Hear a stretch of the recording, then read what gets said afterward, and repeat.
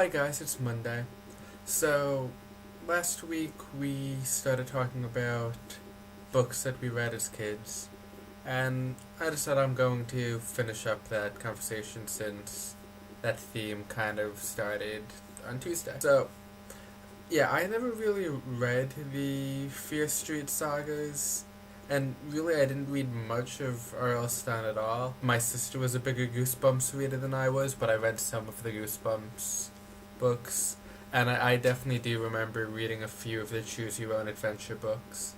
Really, I wasn't that big of a reader at all back then. Really, like, the first real book that I read that I, like, really enjoyed reading and stuff was A Wrinkle in Time. And after that, like, the first big, like, series that I read was Harry Potter. I definitely loved to watch Goosebumps, and I definitely agree with what you mean about why you liked Goosebumps. And to me, it definitely seemed like a kind of a kid's version of The Twilight Zone, which I also loved The Twilight Zone as a kid. And I also really liked Are You Afraid of the Dark? So, like, those were all the three main scary shows that I really liked to watch that were all kind of similar. I definitely like that whole, well, maybe there's a twist at the end. And now, since I kind of segued a little bit into shows that I watched as a kid, obviously I grew up in the 90s, so I was definitely a big fan of everything on 90s Nick, really. Mostly anything on the early 90s Nick.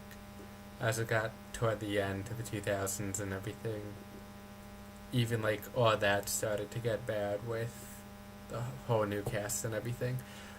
But pretty much all of 90s Nick I liked. My favorite cartoon of all time is Animaniacs. And even now I love that it was smart humor. And I like that there was a lot of things that went way over my head as a kid. And even now it's still fun to watch. Emily, I will see you tomorrow.